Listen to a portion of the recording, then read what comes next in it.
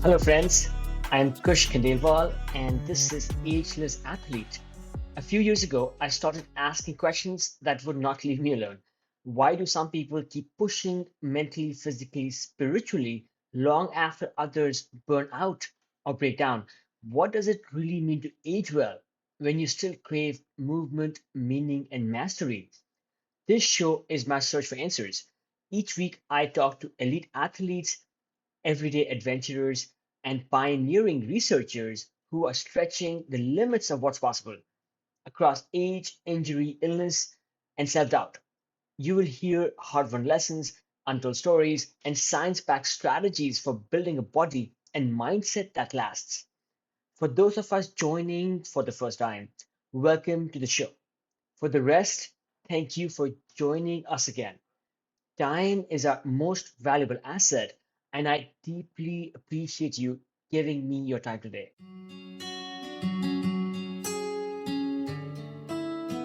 Hello, friends. Welcome back to the Ageless Athlete Podcast. This is your host, Kush Khandelwal, bringing you a fresh episode from the mountains of northeastern Mexico. I was in Puerto Chico until yesterday, and today I am in another area called El Salto, which is higher up in this part of the Sierra Madres.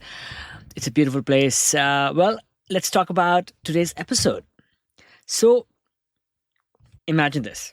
You are deep in the jungle, navigating unmarked terrain with only a map and compass. You are sleep deprived, running on sheer willpower, and every muscle in your body is screaming for rest. Yet you keep moving because that's what adventure racing demands. It is not just about speed or endurance, it's about problem solving on the fly, teamwork, resilience, and the ability to push past limits you never thought possible. Few embody this better than today's guest, Travis Macy. Travis is a professional endurance athlete, adventure racer, ultra runner, coach, and best-selling author of A Mile at a Time and The Ultra Mindset.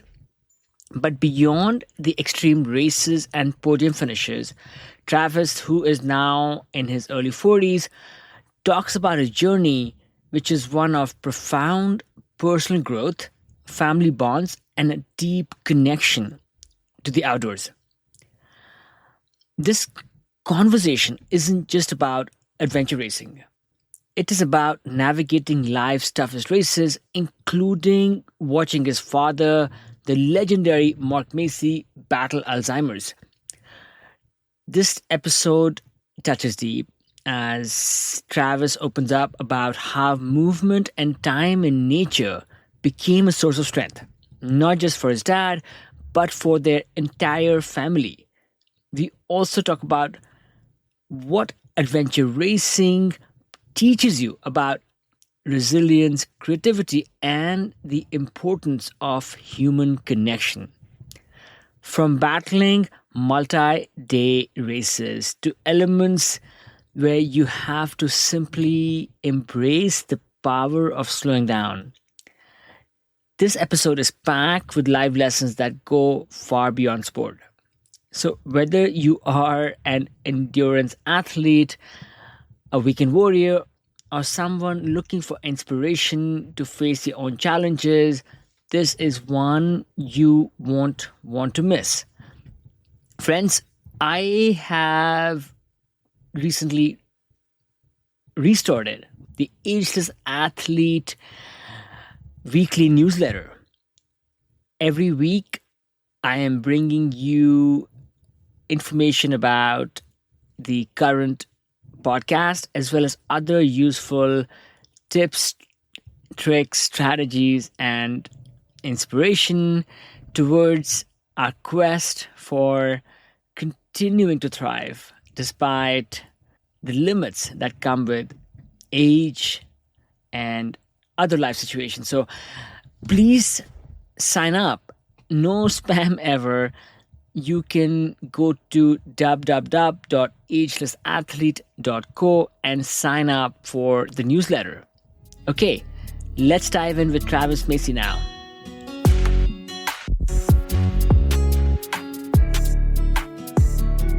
Travis, I've been reading your book 1 mile at a time over the last month.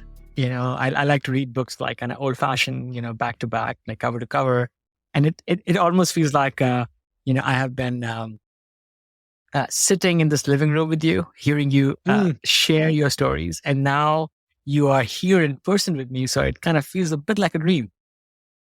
Oh, well, thanks, man. Thanks for reading it. Yeah, A Mile at a Time. That's my most recent book, and the first one was the Ultra Mindset almost 10 years ago now. But a book is a labor of love. A lot of time, a lot of effort, and and you got to hope that it makes a difference for some people. So thanks a lot for reading it. I appreciate it. It's making a difference to me and the way I think about many things. And I think it will do the same for others who are yet to read it as well. So I encourage everybody to go. I know you've written many books and I would love to dive into them, but at least this one, 1 mile at a time, is a fantastic book written by you, deep, heartfelt, and so authentic. Well, I was just going to say, what you said, it's making you rethink how you think about some things. Tell me, I'm curious, like what topic, it's kind of a memoir. It talks about endurance sports, of course, the Eco Challenge, talks about my dad's journey with Alzheimer's. What has it made you think about, just out of curiosity? Yeah, great question. All of those things, but if I was to really pick on one, it is relationship with family and the bonds that we share with the ones who are the closest to us. The relationship that we have with our parents. And sometimes even things like passing of the torch. So there are many themes there. I am not distanced enough from the book yet because it is so fresh. So I haven't organized my thoughts yet. But those would be the resonant themes. One thing that I will say that certainly also stands out in a grander theme, that many people, when they think about outdoor sports, they think about even the kind of sports you do, out there in the yonder, in the wild, let's say, slogging away. They think of these sports as, let's say, individual pursuits. But what really, really elevates in your book is how this is a family thing, and how you do, and perhaps your family is maybe a bit more special than others, given this, given how all of you, to some level, partake. But even then, I think that the theme of togetherness, I think to me that is profound. Before we go too deep into that area, Travis, I would, for those of us who don't know who you are, please tell us, who are you, Travis, and what do you do? It's funny. I feel like I could have answered those things maybe easier at age 20 when I really, a lot of that identity, it was directly tied with the achievement, the podium, the kind of, like you said, the individual aspiration of endurance sports. I could have easily said, "Oh, I'm a pro athlete," or something like that. I think I'm proud that maybe to say the answers become a bit more dynamic, even if uncertain. So I don't know. Who am I? I'm a guy. How old am I? I'm almost gonna be 42 in a minute here. Guy living in Salida, Colorado, a little rural town. Most of my day and really the focus of my life is on raising and supporting my family. My kids are 12 and 14, and that's where a lot of my, time and effort goes towards them, and, towards my wife, Amy. And a lot, like you said, with those transitions, I put as much as I can into now kind of supporting my parents, and they still support me as well. But it also, there's been a big, especially with my dad, a big transition in our relationship, as people may have seen on the Eco Challenge there, that was 2019, he had Alzheimer's, but was still quite capable and, did almost all of the Eco Challenge adventure race.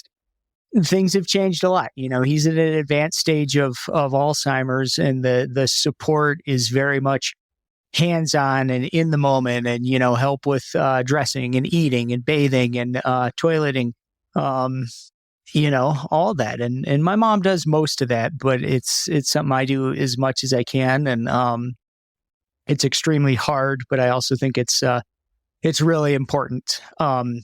Professionally, most of my income these days is coaching adult endurance athletes, doing ultra running, mountain biking, multi-sport, skimo, lead challenge, etc.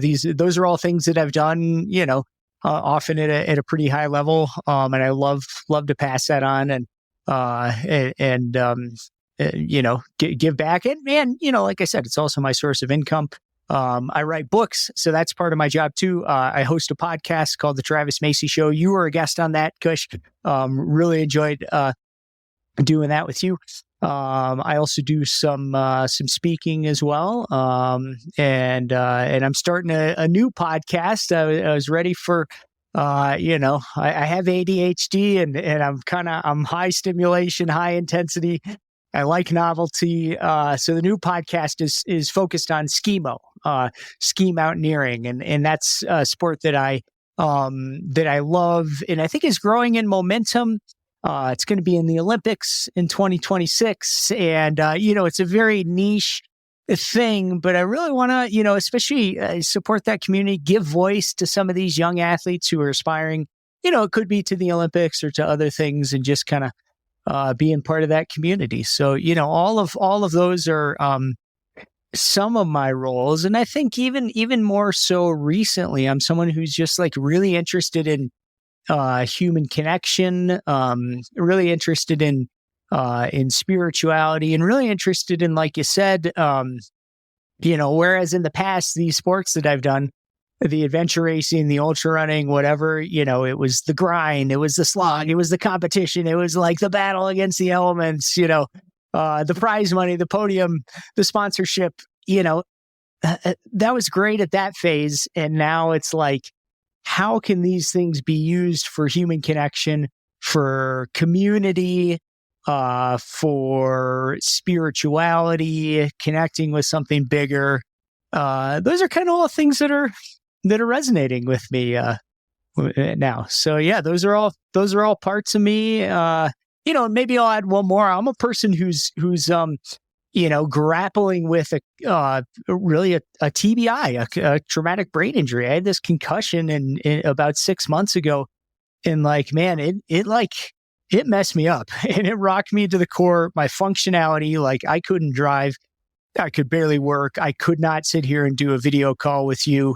I couldn't run, I couldn't, many of basic daily functions were taken away for sort of a few months, and I'm kind of coming back. I can do most things.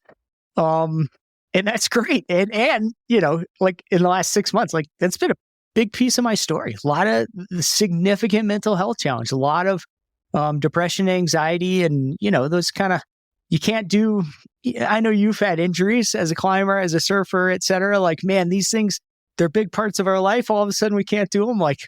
Ooh, that takes some reckoning, Wow. Thanks for sharing all that. I've certainly had some injuries, but I haven't had the kind of traumatic injury that you had, Travis, where not only were you not able to do these sports that keep you alive, they took away a lot of your essential day-to-day functionality. How did you get hurt, and where now with your injury? Yeah, it was a bike crash, typical, in the world of mountain biking, sometimes you crash, right? And this one, I was going fast, but I wasn't, in my own mind, at least, Kush, I am risk averse. I do not push limits. I do not, I'm not catching air. I'm not like, if I'm not sure about stuff, like I don't ride it, and so I was riding well within my ability level, but I was in Steamboat, Colorado, pure bliss, riding down through the aspens, ferns, grass, just shredding it up, having fun. And I wasn't on anything hard. I was on, a fast single track, but open, not technical, again, not pushing my limit.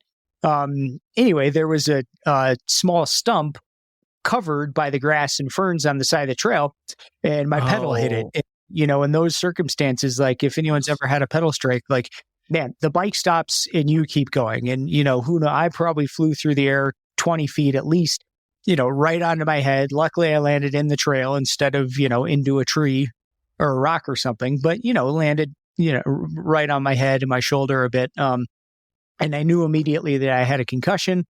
I've had a number of concussions like many athletes, and my most recent one was in March in a big ski race in France, ski mountaineering race called the Pierre-Armenta. I had a concussion there as well, and, thought I was recovered. This was, again, July. I'd been riding, feeling good, totally functional. And who knows? In hindsight, was it too close to the previous one? Is that why the symptoms were so sticky? Who knows? There's a lot of, there's still a lot of uncertainty and a lot of things that we don't understand. Although, the knowledge, protocols, et cetera, around concussion are really coming along. And that's something I would encourage anyone who's grappling with it. Like the old view was kind of a passive recovery, let's take away all stimulus and then slowly bringing them back. Now it's more active. Exercise is part of the recovery protocol, which was great. So I spent couple months, I couldn't run. Obviously couldn't bike outside, but I was riding easy on the indoor trainer with my eyes closed, getting my exercise fixed, getting the blood flow. That was part of the recovery. Vision therapy. I was able to track down here in my teeny little town. Vidya McClutchy, an angel sent from above. My therapist, she helped me, doing vestibular therapy. So doing these very active things, also doing, counseling therapy was a big piece of it because there's a mental health component. Ton of meditation was hugely helpful to me. So yeah, it's doing a lot, but it's also like, I'm a guy of many mantras. One of them is as fast as we can, as slow as we must. And this was really a case of like a lot of the, moving forward, making progress means slowing down and doing less and being present and being okay, sitting with that uncertainty. Like, am I ever going to be able to drive my kids to soccer practice again? Hopefully so, but maybe not. And that was a hard place to be. Thankfully, I've been able to move beyond that.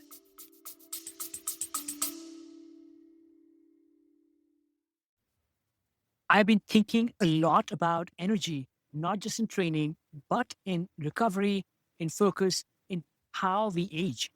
So when I came across NutriSense, it hit home.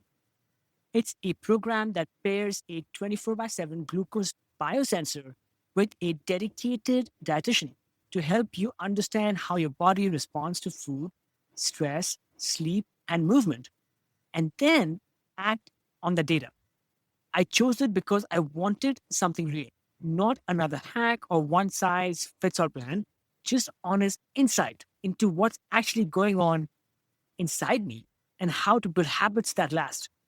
NutriSense has helped over 150,000 people take that step.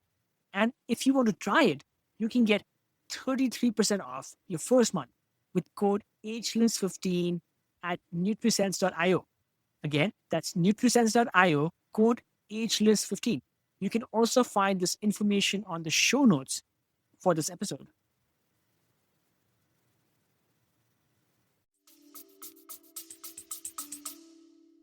Wow. Yeah. I mean, almost a year since And yeah, glad to hear that you are much better, Travis. And Thanks. you were diligent and conscientious in taking advantage of modern health and are in as good a shape as you can be, given your accident was still somewhat recent.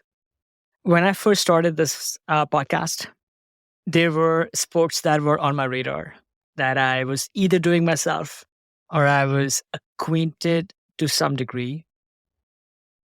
Adventure racing, which, correct me, but it's let's say this sport that you are the best known for. I didn't really completely understand what that is. I had heard about the eco challenges. I had never really watched those things, to be honest. I used to think those were made for TV things that real athletes didn't do.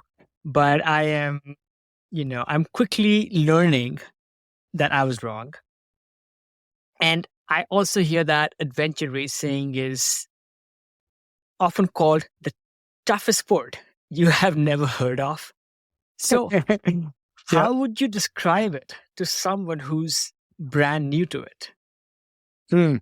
Great question, Cushion. And there are things on TV that might use the words adventure race, and it is, like you said, it's this made for TV thing. And that's, I mean, honestly, what's part of the fun of the sport of adventure racing is it's not restricted by guidelines. There's no there's not the Ironman distance. There's not, a set mileage to compare from race to race. You can't, you can't compare like, oh, at the World Championship in Scotland, our time was whatever. And how does that compare to the, whatever World Championship in New Zealand or something like it? It doesn't matter. It's two completely different things. And that's kind of fun because it forces flexibility. It forces creativity. I think it's right up there at the top in terms of a sport with intellectual challenge, with dynamism, with creativity, with patience, and also with teamwork, which makes it super cool. So anyway, back to the start.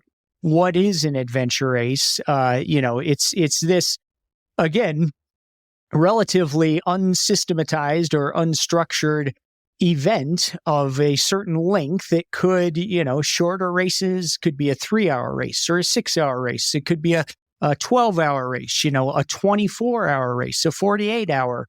Those are kind of, in the, let's say, especially in the sort of domestic realm, those are kind of traditional distances or times. In the 48-hour race, that may mean, well, maybe the winning team, maybe it takes them 30 or 35 hours, and maybe the cutoff is 48 hours or something. But basically, there are these long durations. Over that time, you can expect in almost every race to do some trekking, which means either running or hiking or walking or, crawling if you're really in trouble. You can expect to do mountain biking.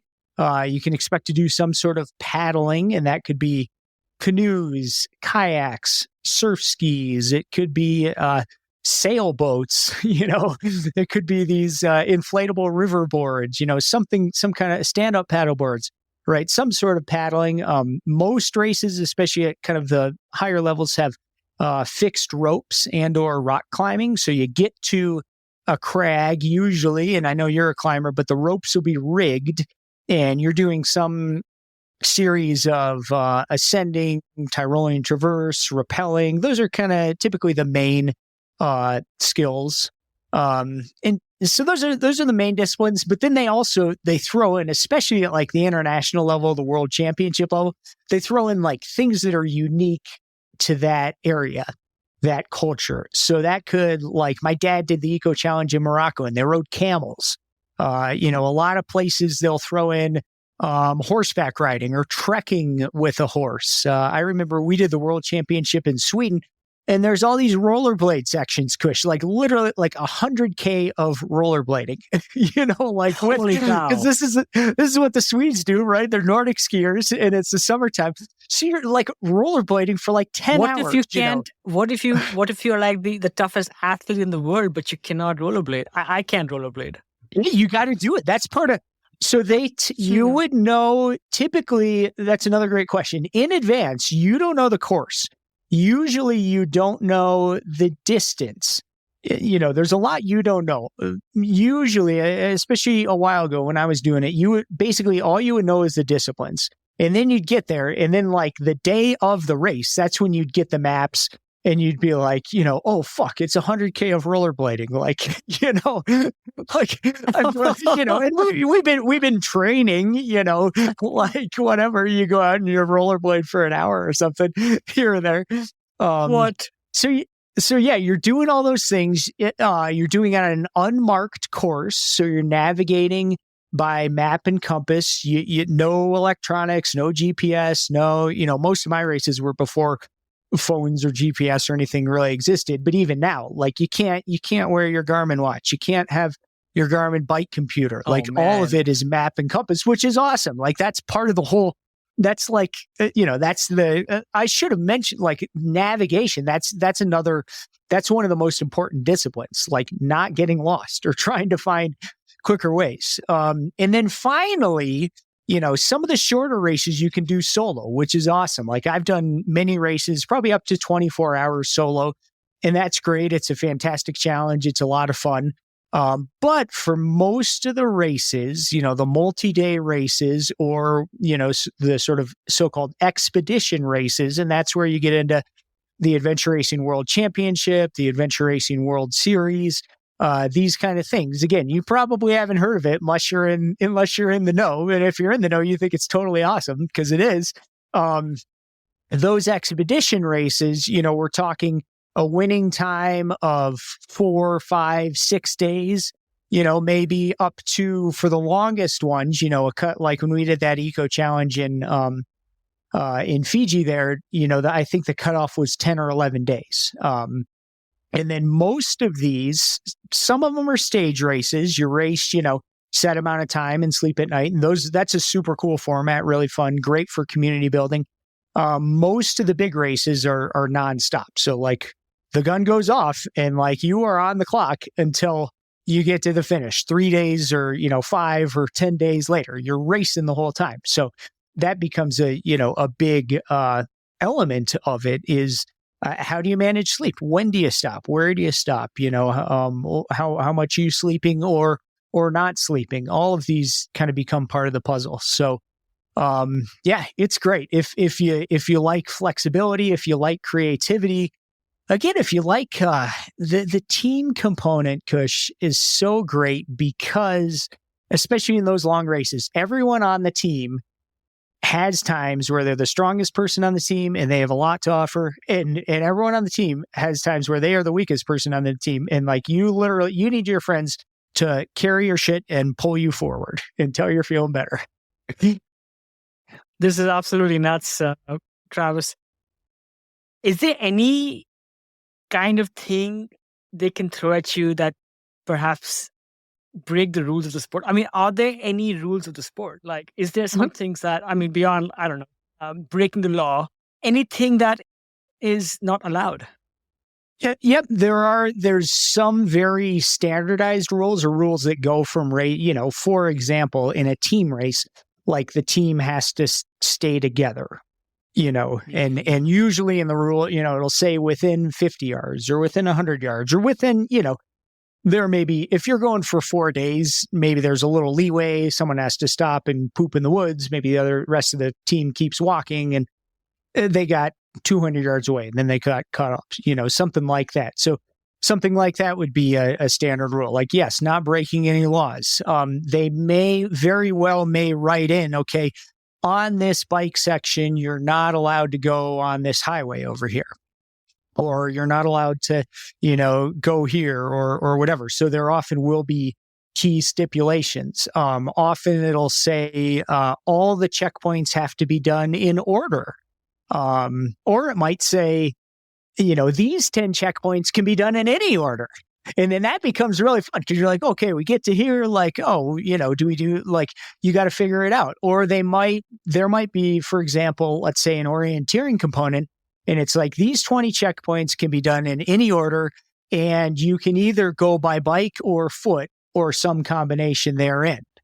And then that becomes super fun because you're like, oh, we're going to bike to this trail junction and leave our bikes, and then we're going to hike up there and get that checkpoint, and then we're going to come back to our bikes and bike over there or whatever. So there's a ton of creativity.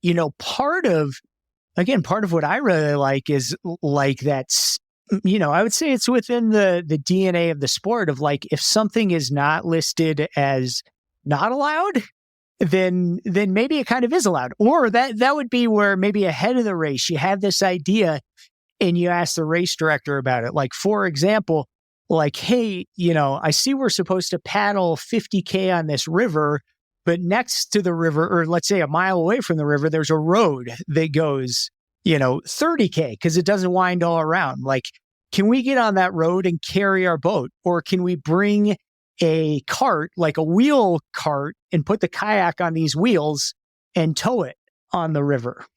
Something like that. So there's a lot of creativity, which is, much of the fun. We did that in that race in Fiji. We were stand-up paddling on this, this windy river, and it's just raining as hard as you can imagine, jungle rain, Kush. Like, you can't even believe how hard it is raining. And my dad's back was getting really bad, and his balance was pretty tough on these boats. And so we had asked ahead of time, we noticed that same thing. Here's a road that goes the same way. It may be faster, maybe slower. But we asked the organizers, can we walk this road? And they said, yeah, you can do it. You got to carry these stand-up paddle boards. They each weigh like 20 pounds or whatever. You got to figure out how to carry them. So we got out and we found a local guy had a wheelbarrow. And he gave us this wheelbarrow, and we put deflated our paddle boards, put them in there, and we like hiked, whatever it was, 10K on this road with these local guys. He sent like 5 local teenagers. These kids had to come with us to the next village to bring the wheelbarrow back to the guy who owned it. But it was this incredible cultural experience. We got to hang out with these local kids and talk to them and, hear their stories. It was fantastic. Wow. So this is the middle of Fiji. You are in your stand-up paddle boards and pelting rain, and you had to quickly improvise when you realized you could not continue doing so. Yeah, and then you managed to strike affinity with some local people and start wheelbarrow sup hiking through the jungles of Fiji. Yeah, you really have to think on your feet and, continue to push. Let me ask you this. So this absolutely sounds like something very challenging, very inspiring. Any other moment you can think of, Travis, where you encountered a sport or a part of a race which kind of left you stumped? And you had to be really creative to push through. Yeah, all the time. I mean, I think part of a lot of the sports I've chosen for that. I said I like the novelty, I like the creativity. I'm drawn to a sport where like the fitness really matters, but so does the mental resilience. Like I said, the intellect. The problem solving, really. I mean, any ultra run, you can almost guarantee, like when I'm coaching ultra runners, it's a lot less of like, let's mentally prepare for the exact perfect race, because I can almost guarantee, like, 50K or more, you're probably not going to have the exact perfect race. Like, you're probably going to have problems, and you might be stumped, and you're going to have to fix stuff. And maybe solution number 1 will fix it, but maybe it's going to take solution number 2 and 3 and 4 and 5. And that just, that kind of makes it better. I for a couple of years, I was really into the sport of pack burro racing. And this is a very Colorado-centric sport. It's a high altitude running race, and it's a team race. And on the team, there's one human and there's one donkey. And you have your donkey with you and you're connected. You hold on to, his or her lead rope and you run together. And I mean, it sounds like, podunk redneck kind of stuff, which it is.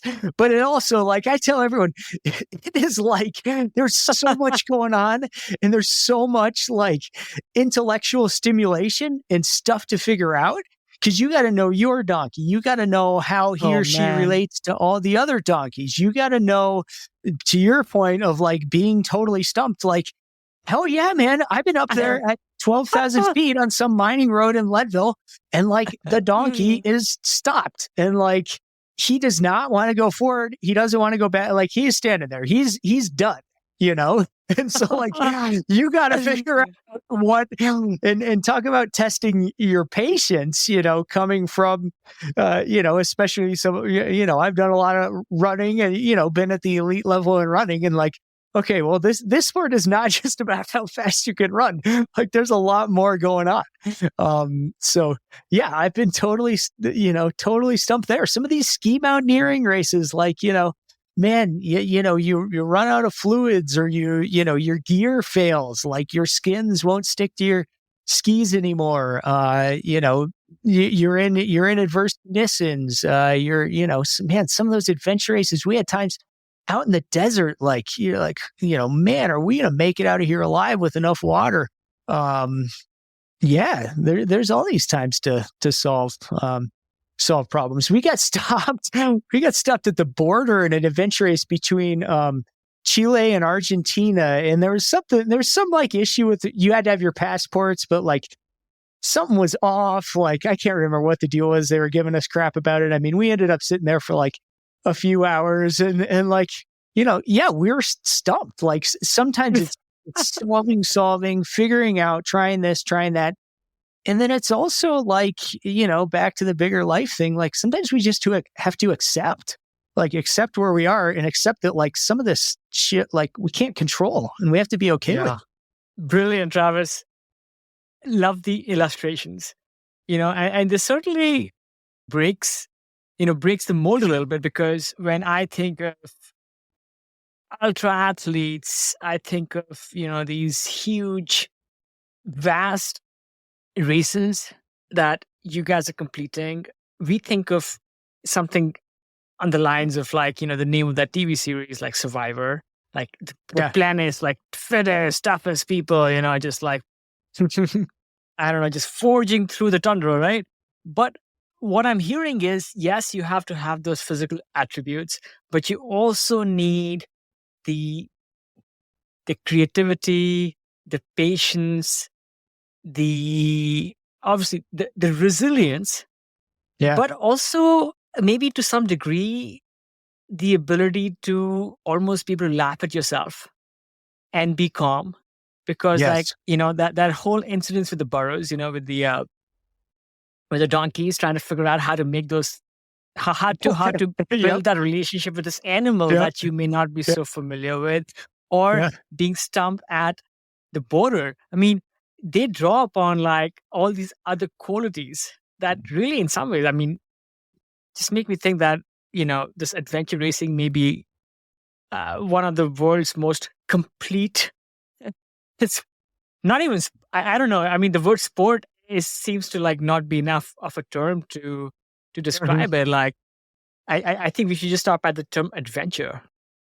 One other question here is, was there a time, Travis, like, again, in one of these big races, it could be a team race or an individual one, where you really felt that, okay, goodness, I've done all of these different things, but now I am truly stopped, and you had to like dig really deep to get past?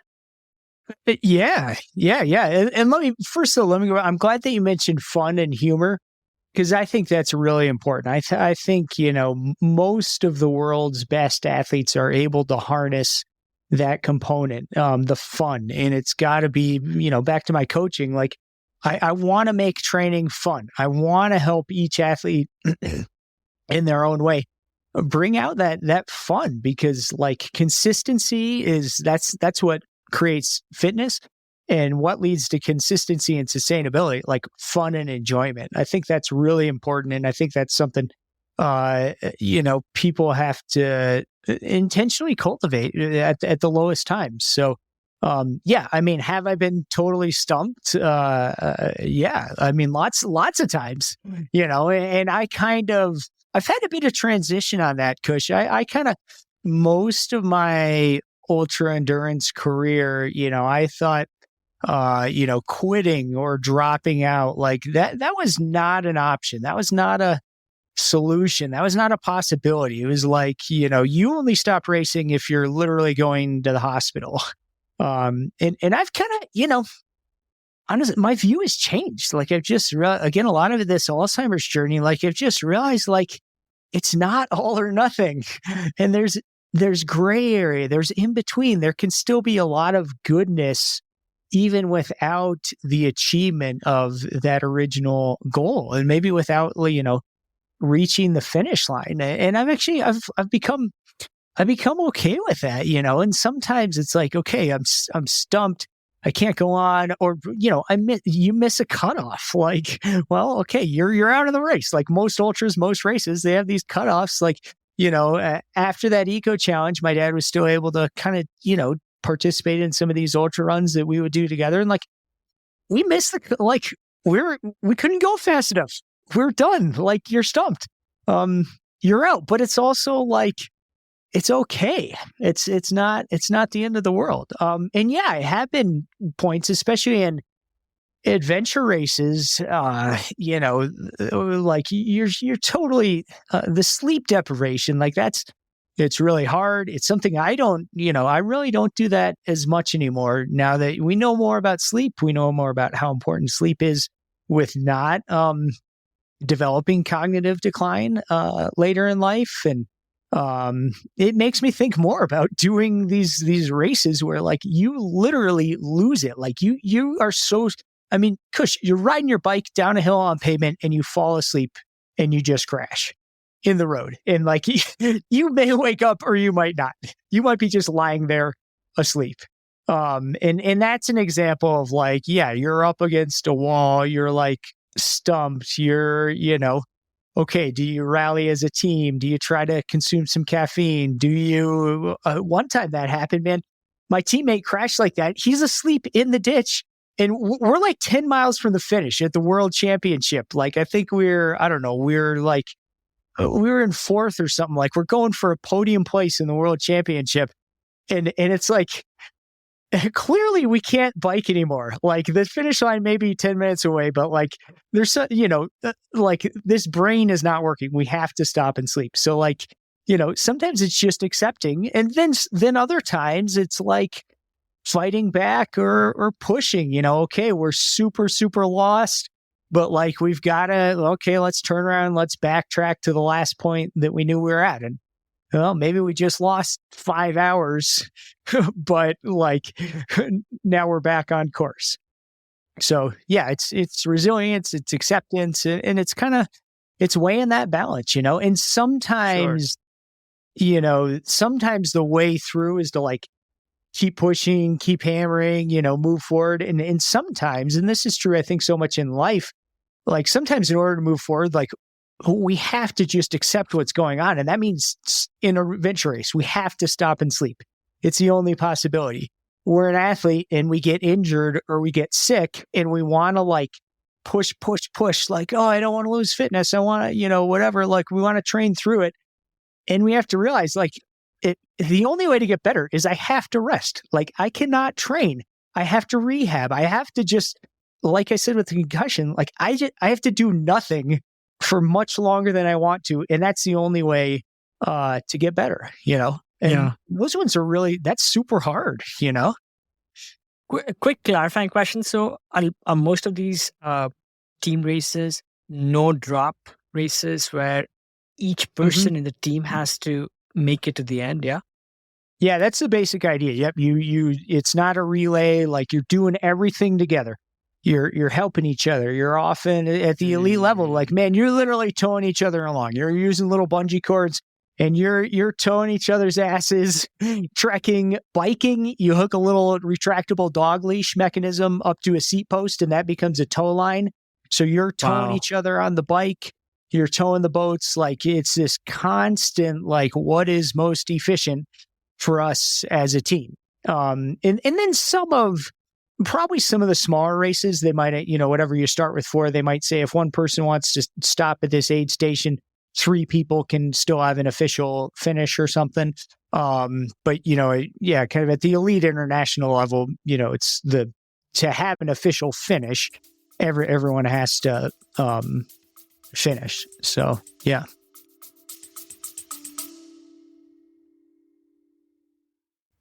Friends, it means a lot that you're here.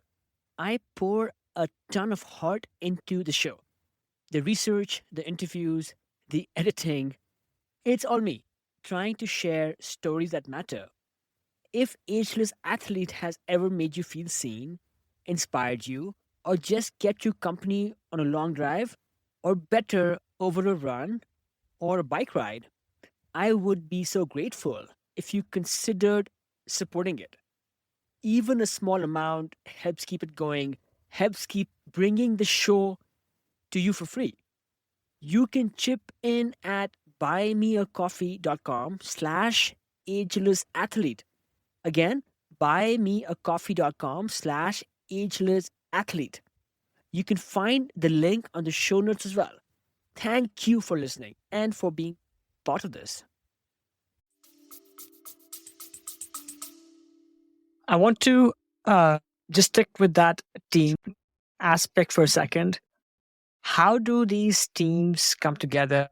Are you selecting your teammates based on, let's say, individual qualities that you bring that complement one another? And the other thing I'm also sensing is that you may come together for all kinds of reasons, but out there in the race, you likely develop these strong bonds that, that stick with a long time. Like, one of the things I loved reading and also hearing about is your dad's and Marshall Ulrich's and and some other people and their friendship and partnership, where they may have met through the ambit of racing, but they developed this strong friendship that has gone beyond any race they may have done together. Yep. Yeah, great question, Kush. How does an adventure racing team come together? That answer is probably as unique as how many adventure racing teams there are. Maybe it's buddies, maybe it's siblings, maybe, right now I coach a number of adventure racers, and especially newer athletes.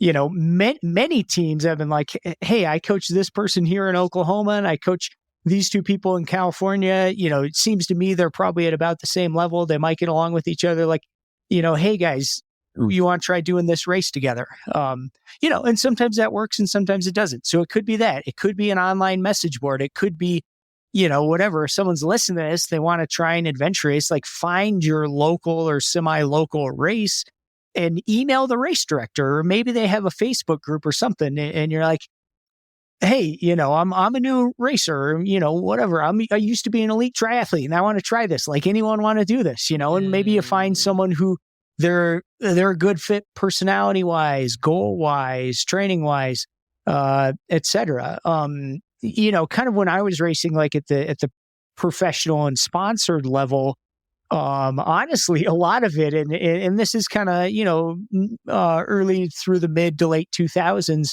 it's like, who has a sponsorship? It's like, okay, well, like we got a deal from Spider, okay, who else can we bring in? Or we have, we were 3 Colorado athletes. We had this sponsorship from the ski company Spider. And we're like, well, we're relatively very strong running and biking, but like we need someone who can paddle really well.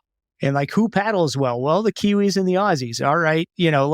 Hey, which Kiwis and Aussies don't have a team, for the world champs or whatever. So like, we would make teams that way, or Sure. it'd be like one race, again, this small kind of, a very, just niche circuit of elite athletes.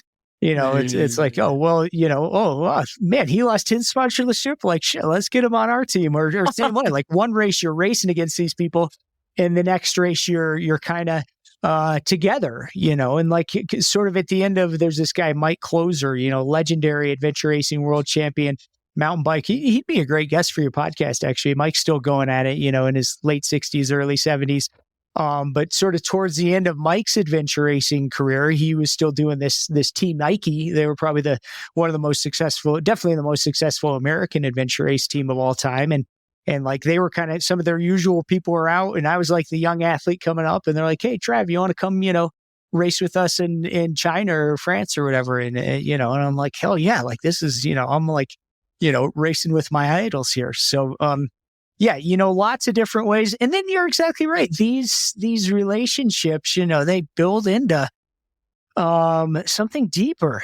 Two of my original teammates, Dave Mackey and Danelle Ballingy, like, we were racing together a lot 20 years ago, and we haven't done it, race together for whatever, 15 years. But like, I still know them at a really deep level, and we're at much different phases of life, with our own kids are, going through middle school and high school and college soon. But like, we have these connections and we have these memories, and it's awesome. And like you said, my dad and his good buddies, Marshall Ulrich and Dr. Bob Haw, like those started as his adventure racing teammates. And how did they make a team? Well, the first Eco Challenge, 1995 in Utah, my dad and Marshall were on a team with, they were early to mid 40s. And as they tell it, the people on their team was the kids. They were with these kids who were, whatever, in their 20s. I don't even know who these people are or whatever, but they're halfway through the race and like the kids quit. And my dad and Marshall, these like grizzly, older guys, they're like, "Fuck no, we're not quitting." And so they just sat there in the desert until another team came along, and they had dropped half of their team. So they made a new team. And this is, again, you're probably not allowed to do that in the Eco Challenge anymore, but they made a new team. They called themselves the Stray Dogs. And that was Bob Haw and Lisa Smith, another kind of legendary ultra runner. And they were the new team, Stray Dogs. And boom, they were, their teammates for the next, like, literally 25 years later, they're still doing races together. And now they're like, on that friendship point, Kush, like, I mean, this is really like a shout out to Marsh and Bob. Those are guys, these are men of a generation. Like, I think tenderness and like empathy, it was not part of their vernacular. Like, these are hard ass guys who went out and they did the race. They cared about each other, believe me, but like they didn't say it. And it was, a different way of expressing friendship and appreciation. Man, watching like Marsh and Bob be friends to my dad through this Alzheimer's journey, like they've learned love, they've learned tenderness, they've learned like this level of expressing connection. And it's like, it's so inspirational to me. And it's like, it's so awesome, and it's a lot different from like the hammer it out, like badass, kind of, which is part of give each other shit, yeah. Exactly. Yeah. But it's like a different thing. And it's like even better. And it's like, they're still doing it. And like, it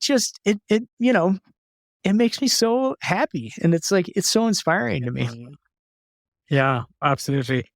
Your dad, Mark Macy, he's such a beloved figure in adventure racing. So for listeners who may not know, could you share a bit about his background? And I also want you to touch on the influence he had on you to bring you to where you are in your life today, Travis. Oh, man. Well, yeah, my dad's background, like he was born in 1953 in Michigan, grew up playing all the team sports, became a lawyer as a young man, he and my mom moved to Evergreen, Colorado in 1980, where I was born a few years later. And shortly after I was born, Dad got into these endurance sports, and it started with the marathon, and then it went to the Ironman, which he finished, it would have been 86 or 87, like one of the years Mark Allen, Dave Scott, that kind of generation. And then shortly after that, he got into the Leadville 100 run, was kind of his first ultra distance thing. So, he got into doing Leadville, doing Badwater, and then starting in 95 doing the Eco Challenge, so that was his big thing for, a number of, I think they did that 7 or 8 years, probably 8 years in a row or something. In addition to, working full time as a trial lawyer and, and being a dad, a great and present dad to me and my two sisters and foster brother and foster sister who lived with our family.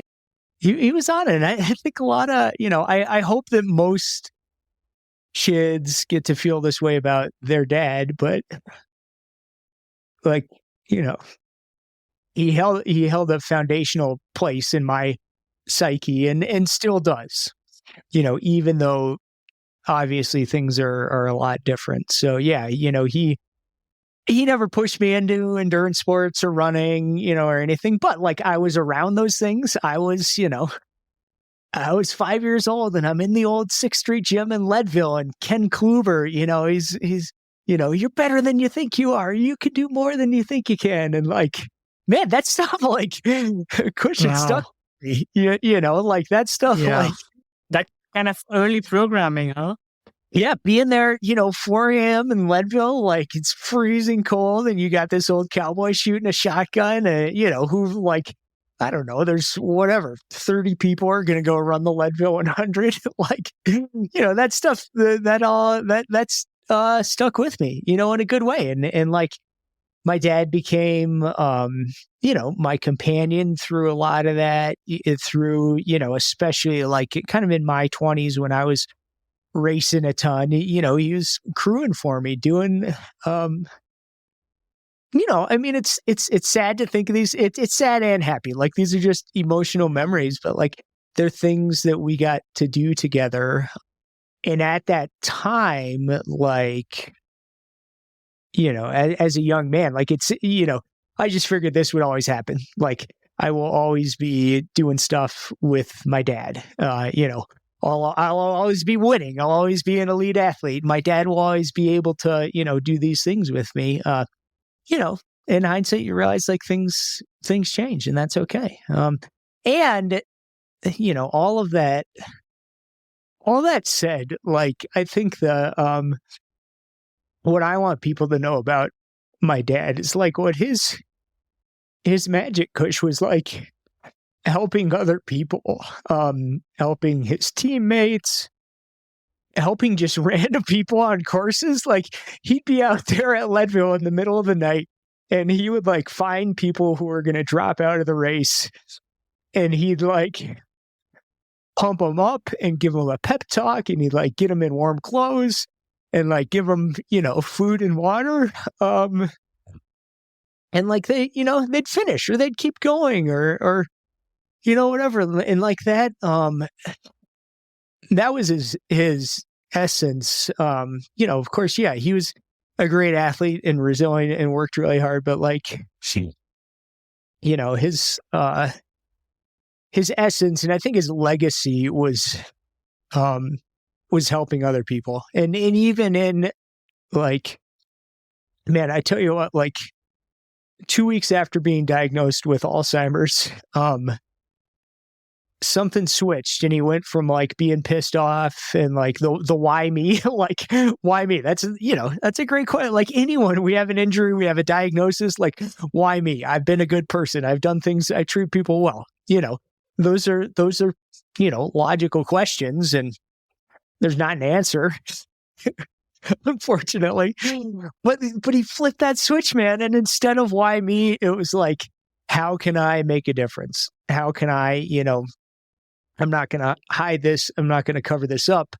I'm not going to, none of that bullshit. Like, I'm going to I'm going to share this story and I'm going to try to help other people. And he has, and it's been great, and he's still like, like I said, like, man, he couldn't do a video call like this. He couldn't do an interview. He could, like language skills are deteriorating. And like Kush, at moments like the spark is there and his essence comes out and we get out and we're like hiking up that hill, by his house and something a little bit competitive comes out or whatever. And he's feeling good and he's moving, and in the midst of like severe challenge, like, it's still there. Travis, that gives me goosebumps. Thanks for sharing all that. People who have followed your dad's journey know that he is, such a legend, such a larger than life competitor. Yeah, curious. Maybe a couple of instances you can share on how has that fighting spirit shown up even through the advancement of Alzheimer's. Actually, let me ask this question for those who don't know first.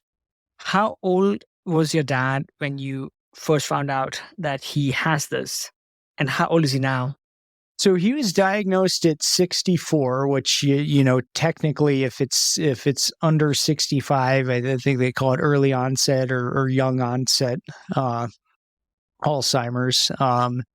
And he's now 71, and like I said, there's been a lot of change. He's at, later stages, needs a ton of support with every single little daily task, can't be alone or home alone or, anything like that. He, because she needs help walking from the living room to the bedroom because spatial disorientation is so challenging. And like, how has that spirit come out? That resilience? Yeah. Like, yeah. I mean, he and my mom as well. I mean, she's the same age. She's had 3 organ transplants. She had a kidney in 1990, a liver first, and then a couple kidney transplants, and thankfully is doing. I mean, she's awesome. She's doing great physically and psychologically, energetically, and supporting him is a ton. But they continue to show me that, like, man, you can look at circumstances, and it seems like someone would have every reason to be upset, to be pessimistic, to be down, and those feelings do come up. But like, man, they just continue to make the most of things. And like watching my dad, like, it just, like, what it shows me is people still have humanity and they still have value and they still have contributions. Like, just because someone can't get dressed or can't, like I said, find the bathroom from the living room or use the bathroom alone, like, it doesn't mean they can't be a loving father, a loving grandparent, a person who has fun, who offers friendship or tenderness, who provides inspiration. I mean, like my dad goes to a senior research center a couple days a week, with other older folks who, many have significant needs as well. And, sometimes dad kind of thinks of that as his job, and he's going there and he's sharing energy, sharing positivity. He's in the midst of, I mean, he can't remember the names of the people he saw there yesterday, but like, there's something about a spirit that's like providing something to community, and that goes back, like, your original word, community. Like, that's that's where it's at. That's like a lot of dad's current team is at that senior resource center. And, it's incredible. Like those people, like the staff, their resilience, their intellect, their creativity in you're communicating with a lot of people who can't use words. And how do you figure out that communication? How do you tap into whether someone is comfortable or uncomfortable or in pain or needs help? Like, man, those are magical people, doing really good work.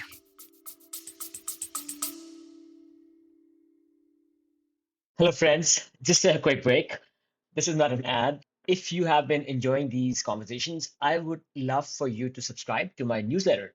It is where I go deeper, sharing stories, reflections, and behind the scenes insights that don't always make it into the podcast. I write about what I'm learning from elite athletes and how to stay ageless in body and mind. If you have ever wanted a thoughtful, inspiring read that ties it all together, training, aging, mindset, and awe, you will love this. You can find the link in the show notes or just head to agelessathlete.co. Again, www.agelessathlete.co, that is, to sign up. And yeah, just a couple of emails a month, and you can unsubscribe anytime. Absolutely no spam ever. Okay, back to the show. Travis, yeah, I can see that Alzheimer's can be so difficult, and not taking anything away from what the loss of these simple but fundamental, crucial skills are.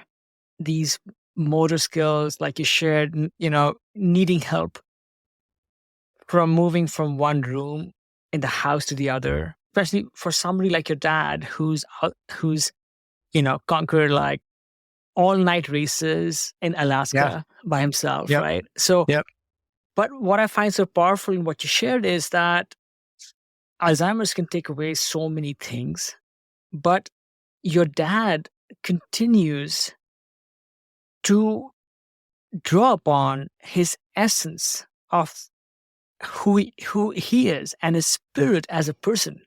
And this is evoked so beautifully in the book that you wrote of how he's able to, he may not remember how to tie the seatbelt in his aircraft as you're flying to Fiji, but he's able to regale and keep this crowd of young fans spellbound as he shares stories and dispenses wisdom of past races and past adventures. And that struck out to me. On the subject of Fiji, so I have a couple of questions. So first of all is this, it's a listener question from my own father, who is a fan of the Eco Challenge races. He had known about you guys, seen you guys on TV. He also happens to be a psychiatrist. So one question my dad had was, you guys made that decision. The team made that decision to withdraw from the race. Right. And he was curious as to your dad's participation in that decision. Yeah, that's a good question. First of all, hi to Kush's dad. Thanks for listening and watching the race. And sorry, I should have mentioned his name. His name is Dr. Sudhir Khandelwal. So this question comes to you from Dr. Sudhir from Delhi, India.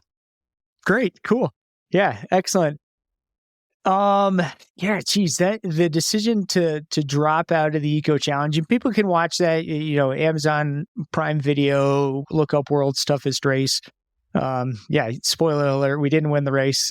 we ended up dropping out after about 7 days. And that decision in the moment, it was definitely a team choice. That said, probably had it been only up to my dad, I think he would have wanted to keep going. And it really, our choice to drop out, it was actually, interestingly, it was less of, as you can see in the race, there were significant cognitive deficits, but we had figured out how to manage that safely and effectively. And also in a fun, we were having fun, like for 7 days. I mean, it was really hard, but we had so much fun. We had so much laughter. We had so much like connection, shooting the shit. And that was very true for all of us. As it turned out, like the reason to drop out actually was more of a physical reason, where Dad's back, which we knew could be an issue going in, had really debilitated. And if you watch the footage, we were basically, trekking up a very technical kind of river valley. And Dad couldn't really walk alone. And it's in and out of rivers, all these super slippery rocks. He was needing a ton of support from me and Shane. And then eventually this kind of unique part of the race, they let the locals like come with us, so we had more of these teenage kids who were kind of, supporting Dad a lot. And we got to a point where the next thing to come up was swimming through these freezing cold pools of water where you'd have to swim, for whatever, 20 yards and then 50 yards and then 70 or 100 or, swimming and scrambling, canyoneering basically. And they had done this same section as part of the Eco Challenge in Fiji in 2002. Again, people, if you watch the coverage, you'll see the top teams, the team of my friend, the late, great Emma Roca, like they almost froze to death in there, because they didn't have enough clothes and, you're so depleted and everything. So anyway, Shane remembered that part of the course because he had done the race in 2002 and he had the courage and very rightfully so, he made the right call. He was like, hey, guys, we can't do this. If we go in and we try to swim through this stuff, like Mace can't swim right now because his back and like literally we're walking into a rescue. And Shane was right, and it turned out like that. That was the call, but like, I think, it was a good choice. It was the right choice. It was a hard choice. I think if you watch the coverage there, I mean, Dad felt bad for, a bit, or, stories come up like, this is my fault, or you guys could have made it if I wasn't there, or something. But that, like, those weren't the stories in the rest of our minds. Like when we set a goal of like, let's do the Eco Challenge, like we knew if we get to that starting line, like we have won. And we did. And we, went for 7 days, like managing a lot of adversity and sleeping a lot every night. We slept probably an average of 6 hours a night. And because we did that, we were fresh during the day and we could make good choices and, move faster during the day than most of the back of the pack teams.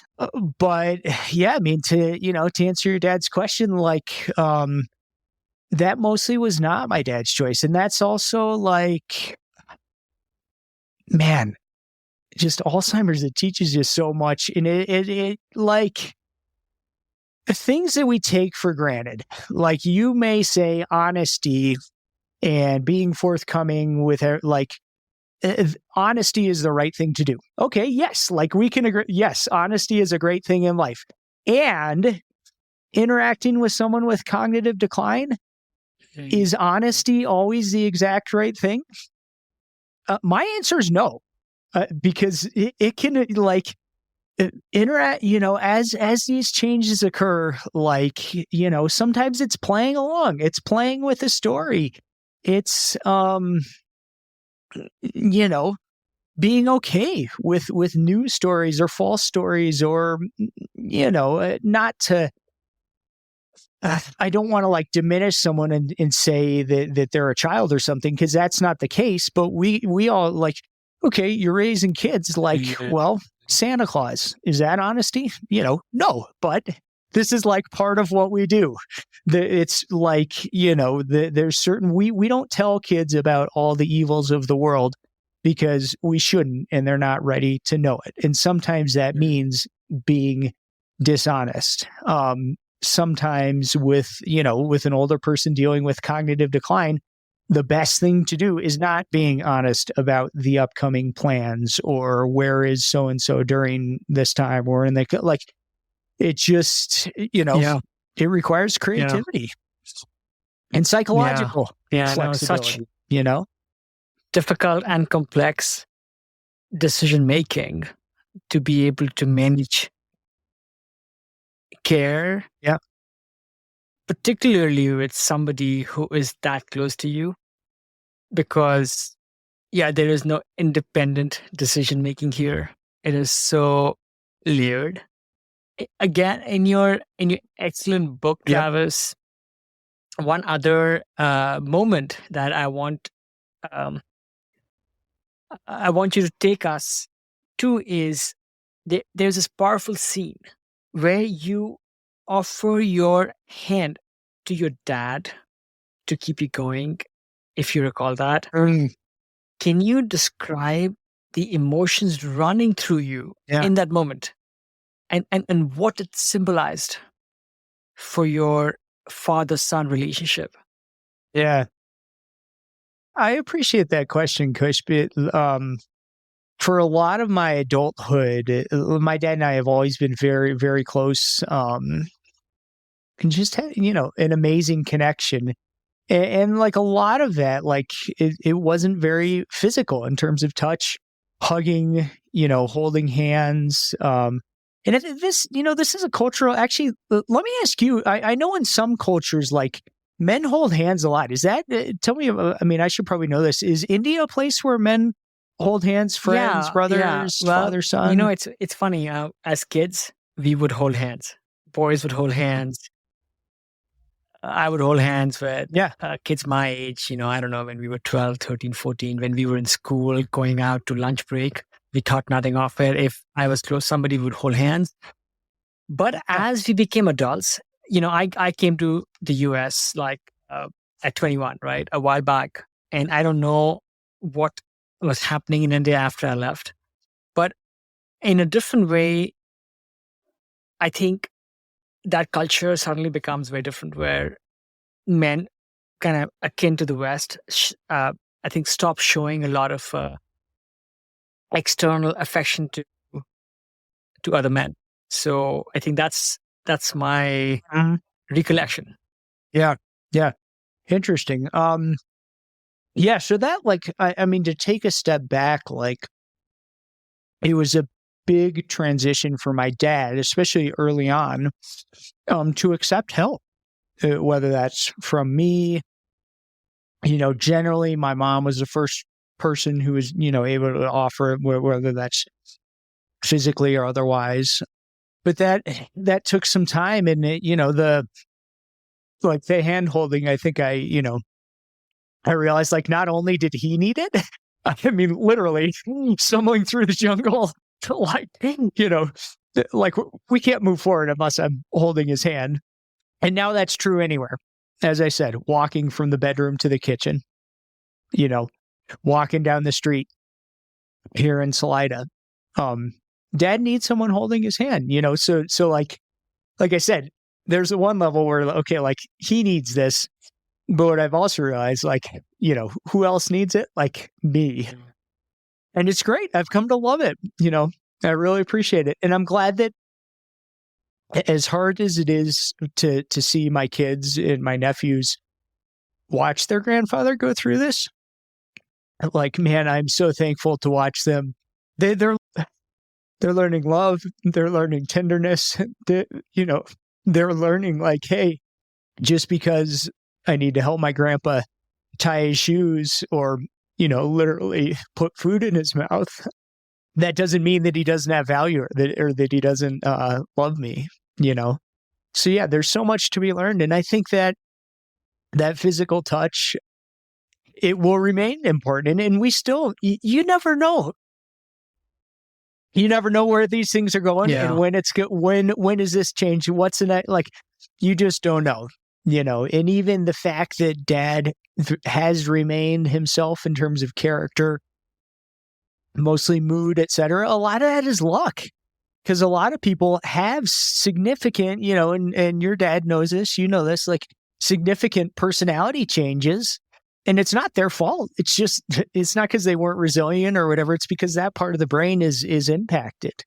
But I think and expect that, like, as the language capabilities continue to deteriorate, touch, proximity, even communicating via energy, the energy that we put out is so important in helping someone remain calm, happy. It's connected. A lot of the communication, I think, on both ways becomes less verbal. Travis, on that note, watching your father go through this illness has inevitably changed the dynamic in your family. Thank you for sharing how it has been a positive influence to his grandkids. What advice would you give to those who may be supporting a loved one with a similar diagnosis, especially when balancing with hope and acceptance? Yeah. Oh man, that's another big question, Cushing. The long answer, that book, A Mile at a Time, I think in the last few pages, we actually offer a bit more, not from, we can't offer a medical opinion or anything, but more philosophical recommendations. And actually some of those, this book was put together at a time where my dad could still do some journaling. Mostly he was dictating it mostly to my mom or to me at times. And some of that, are literally in his own words. And I think his request was like, basically don't discount us. Like, don't just disregard us as people because we have some deficits, some differences, increasing decline over time. And I think, I'm a big fan of just like respecting people for who they are, whether that's neurodivergence or, so-called disabilities. Like, just because someone has a big deficit in one area, it doesn't mean they don't have a lot to offer in other ways, or could be exceptional in other ways. So I think, to sum it all up, like, what's helped me most is embracing that nuance in between. Like, it's not all, either we're the way things are or all is lost. There's a lot in between. And if we kind of keep going, as fast as we can, as slow as we must, like, there's still a lot of good. And I would also say, like, recognize the bad, the loss, the sadness, because, like, in anyone who's gone through this, whether it's yourself or a family member, like, that shit is real. Like, you are going to have probably a long period of grieving and unambiguous loss. And, I've learned, like, man, I need to grieve actively and continue to do that. And then sometimes it's super fresh and raw. And, like, man, I'll spend, for me, it's out when I'm running or biking and I just stop and I, like, cry really hard, for a really long time. I think that's good. And like, I have to do that in order to go on and to be functional as a professional and as a parent, and as a caregiver. Like, that's all part of it, and just because there's sadness and grief doesn't mean there's also, goodness where Travis, you can find it. When we spoke last, we touched on this one point, which is, so, my podcast is about striving to be ageless. And I strongly believe that the outdoors and exercise and bundling them together has this profound influence in helping us extend our lifespan, actually our health span. And when I heard of you and your dad's story, I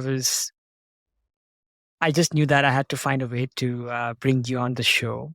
And you spoke about how your father had this early onset, but then in some ways he and your family together have defied the projections of his illness.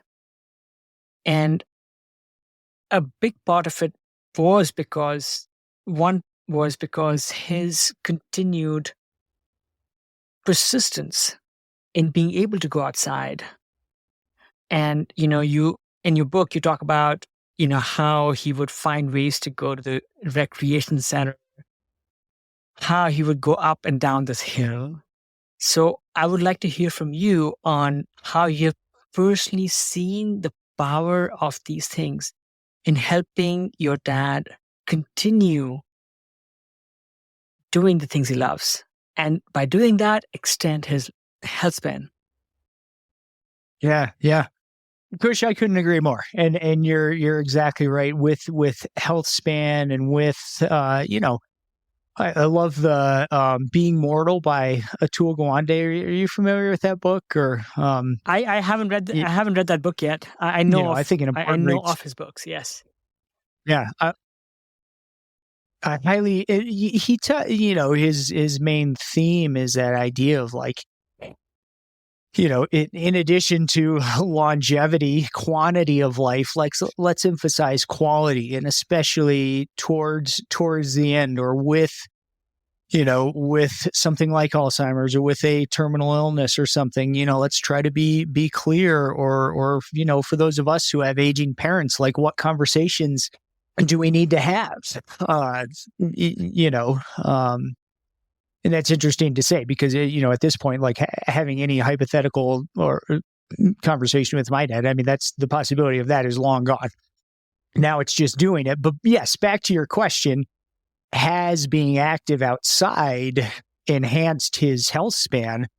I mean, hell yeah. Like that's number one is human connection. And number two is moving outside. And those things, there's, of course, we don't know, had we not put emphasis on those things, where would the Alzheimer's progression be at? Like, there's no way you can know. But, I am very certain that, wherever he's at today, he's doing a whole lot better physically and psychologically because of, again, number one, the human connection. And number two, being outside and moving. And basically it's like, at least for us over the last, 6+ years, it's been a constant like push up against the boundaries of what's capable, push. And we saw in Fiji, like, man, we pushed that boundary and we got right to the limit. And, luckily no one got hurt. No one, I don't think it was irresponsible to go out and do that race. I could imagine someone with Alzheimer's is doing this. Like, that's crazy. Like, that's, that's not responsible. Well, maybe that's not in their mind, but with me, with my two teammates, with the structure of the race, the safety infrastructure, that felt like an acceptable risk to do something really important that we would never do again. And we've kept doing that. We've kept pushing that boundary, Kush. And it was first it was doing ultra runs, and for a long period of time, it was Dad being out doing his own training, riding the mountain bike, running, trekking, and those things have disappeared step by step. Like I had to steal my dad's bike, Kush. I had to it became apparent that physically he could still ride a bike, but he could not stay on the side of the road and it wasn't safe. And I culminated a visit to my parents' house by taking his bike. And I'm still sad about that. And it was the right choice, so he kept running. He kept trekking. He kept going out up until about 3 months ago. He was going out alone one little spot next to little rural dirt roads, not much traffic. Dad could go out and he'd go up and down this hill. Yeah. And like, what did that, to your question, what did that provide? Like, dude, that provides everything. It's like structure to the day. It's purpose. It's excitement. It's routine. It's movement. It's fitness. It's, bone density. It's cardiovascular health. It's autonomy, It's so many things. And we've had to remove, like, my mom called me and my siblings and she was like, guys, what do you think? I don't think Dad can do this alone anymore. Yeah. And we're like, yeah, like probably not. Cause like, the inevitability of getting lost or getting hit by a car. So like, okay, well, there goes the autonomy, but we can still do it with him. And my mom does it, like it's still like, that's the plan. And, I call my dad at night and I'm like, Dad, what'd you do today? And I love it. He says, I want to run it, bud. Like, it's all I got to do, bud. Every day, I just go run it. And that's because it's still part of his identity. There's not a whole lot of actual running going on. It could be 10 minutes or it could be 3 hours, depending on the weather or the energy or whatever. But it is still being outside. It's still moving. It's still the fitness, the bone density, like all that stuff. And Kush, you can see when he is exercising, and I think like, research would support this, cognition goes up. Like he doesn't become some mathematician or something, but his cognition goes up. You can tell he can comprehend more. He can remember more. He'll throw in some random hilarious one-line joke. And you're like, Dad, where the fuck did that come from? And you're like, Dad, where the fuck did that come from? Just out of nowhere. And it's great. It's really important. And like, how long does it, but then you find the next thing and you keep, I can imagine maybe someone's in memory care. In some of these memory care facilities, they have a great like fenced in, kind of outdoor space with walking paths. Like, man, get people outside, let them walk, let them move, let them do it alone if they want to, and let them do it with someone. Cause that's a great, like, let them, who cares who it is? Find a person whose hand they can hold and walk circles around this place, and maybe they can't walk. Well, do it in a wheelchair, move outside, however you can do it. Yeah, I think. I think it's huge. Alzheimer's is awful, and it can take so many things away, but it cannot take away the vitality and even the immediate dopamine rush that fresh air and exercise can bring you.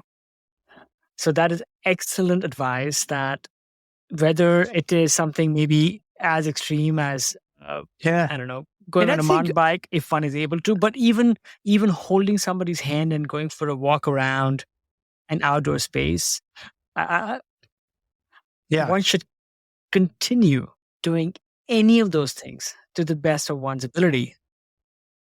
Yeah. And that taught me, Kush, and here I am, much younger, ideally sort of, I have a lot of capabilities as an athlete, but man, dude, last fall, I couldn't do anything.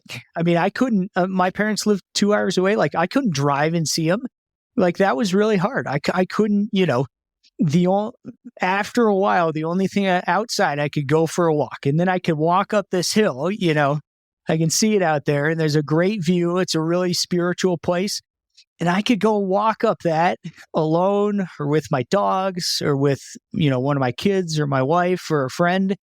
And like, that was huge. That was a huge part of my concussion recovery. Like, yeah, I want to be training. I want to be, I want to be doing these, VO2 max intervals. Like I want to be doing all this shit. But right now I can walk up this hill at a heart rate of about 100 and I can get to the top and I can do a 360-degree view of this awesome valley and find some spirituality and connection and calm.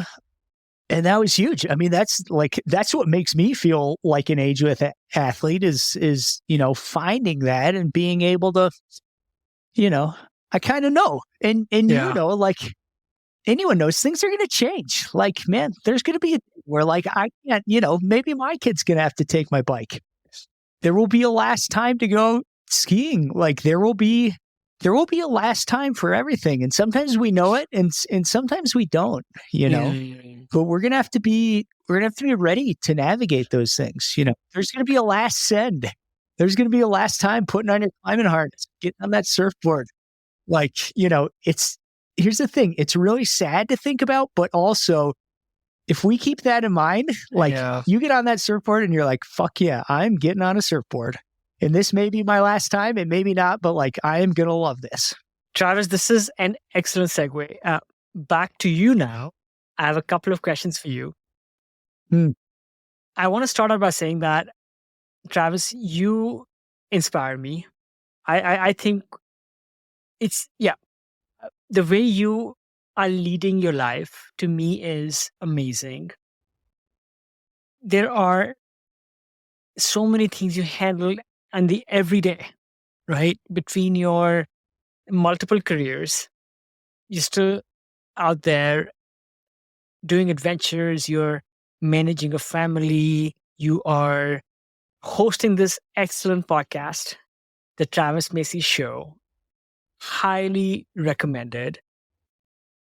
You are managing your family's care, your dad's care, and you are still writing books.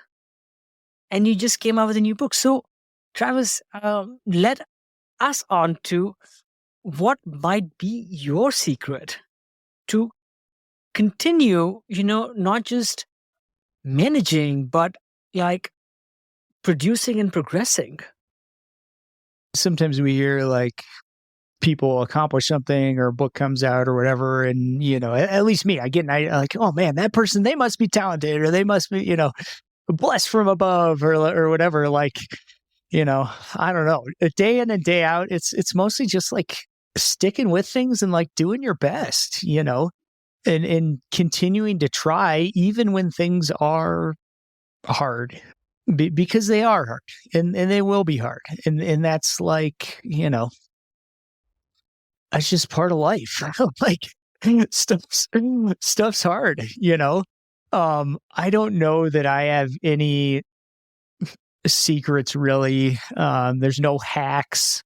If anything, I might say like, I tried to work hard at figuring out what my, first of all, defining success on my own terms. Number two, like figuring out what is my game, like not what is the best game, for him or her or like the social media person or whatever. Like, what's my game? What works for me and my wiring and my,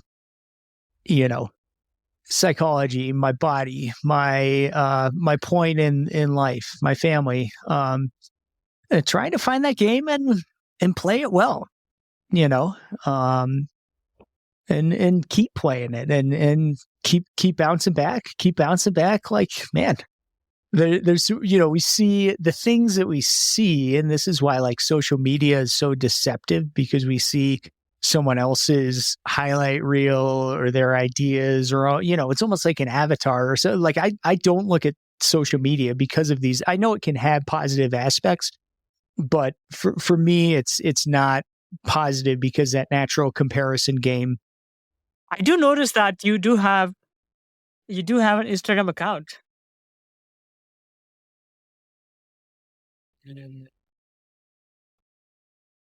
Oh,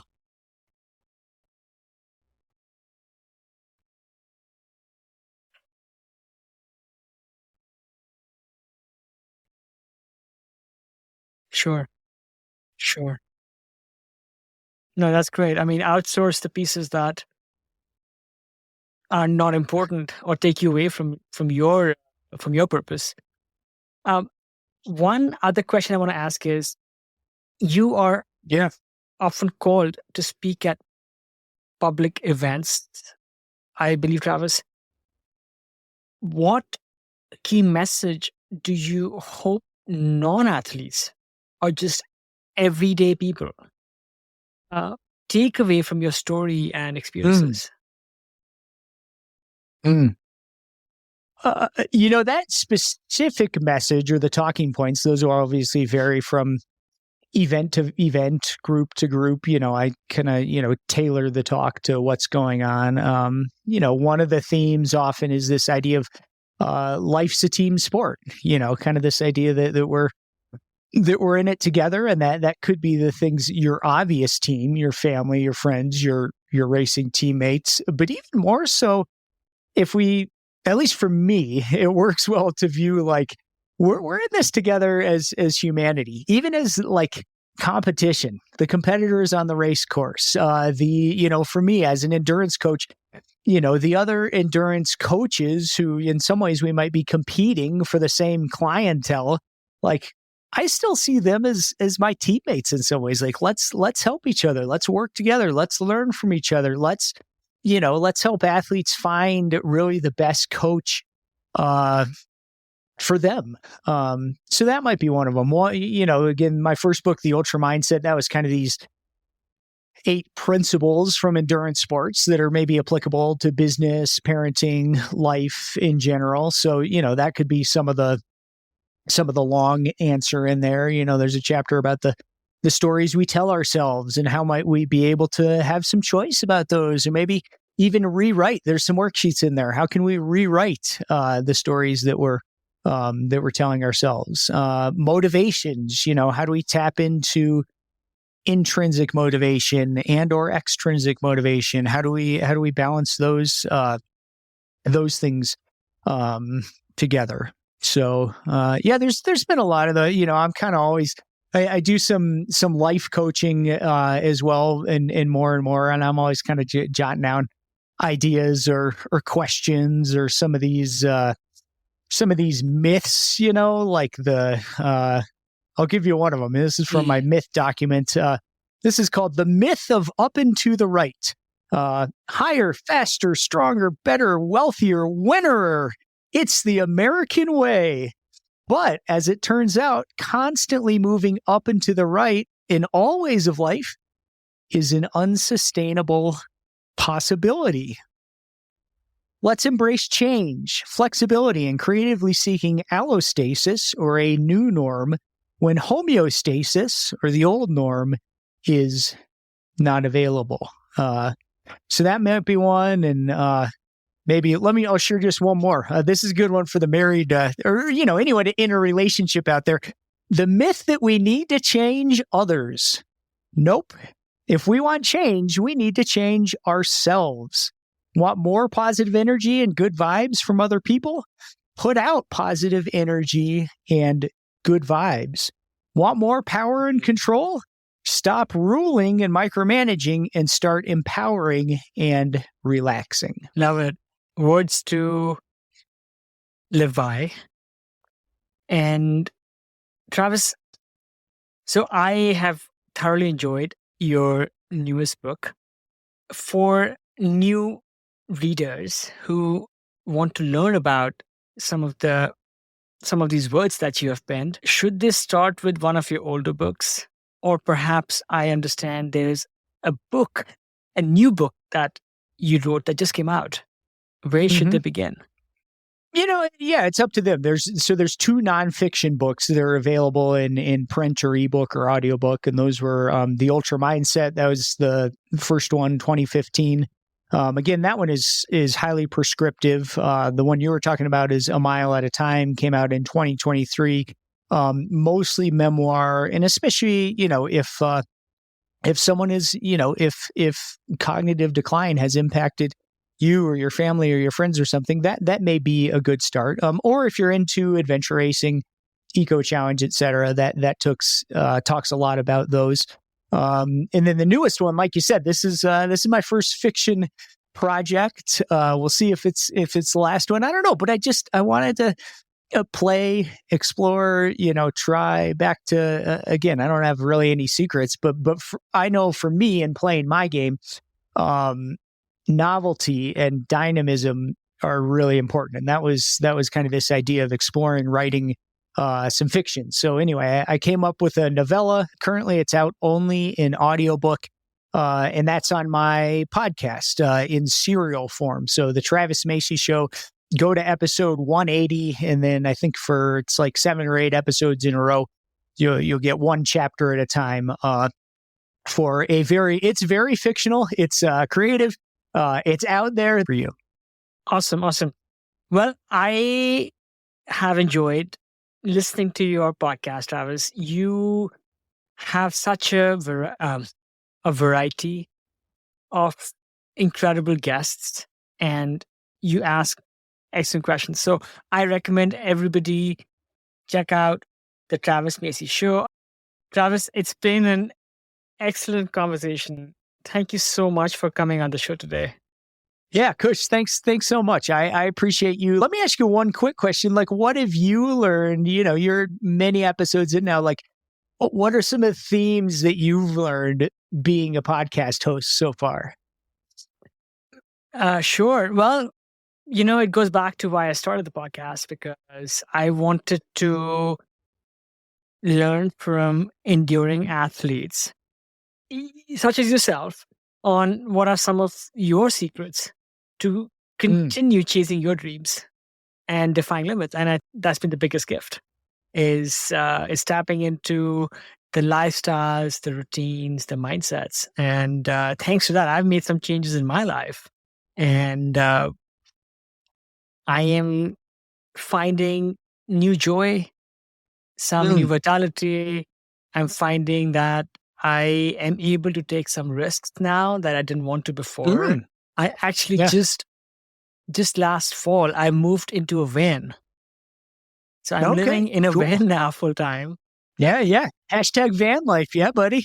Yeah, I'm hosting this podcast, rural Nuevo Leon, Mexico. I am posted up here. Oh, cool. Posted up here since I've been Christmas. to Nuevo Leon. I've done adventure races there. That area, beautiful land, incredible people. It's awesome.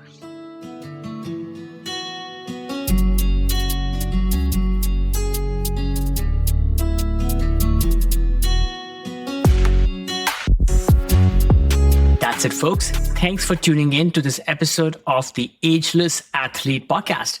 I hope you enjoyed this show just as much as I enjoyed creating and producing it.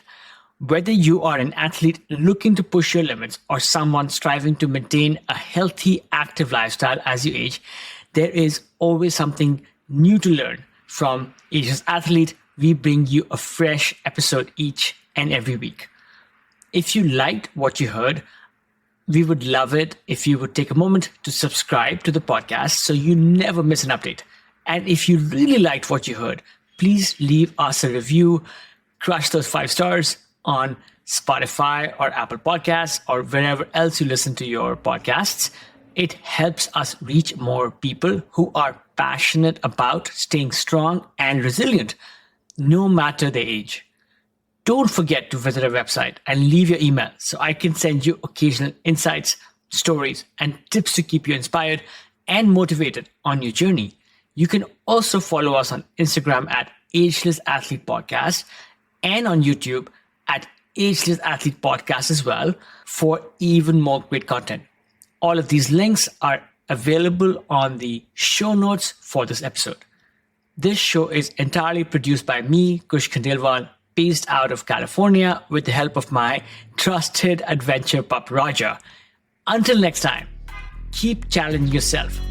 Keep pushing those limits. Stay mentally and physically fit. Continue doing what you love to do. And my friends, stay ageless.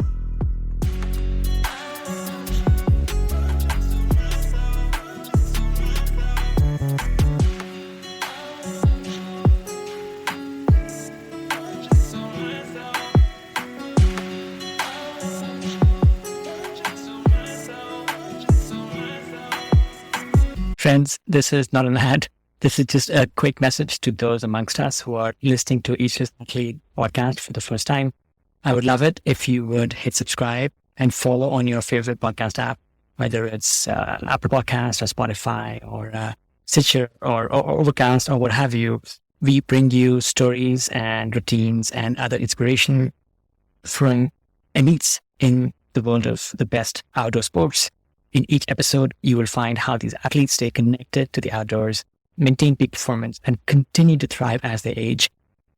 I encourage you to look through Brad episodes and listen to a couple and see if they resonate. And then, come back next week. We release an episode each week. And I am really inspired to bring you some of the best stories from the world of the outdoors. Okay, back to the show.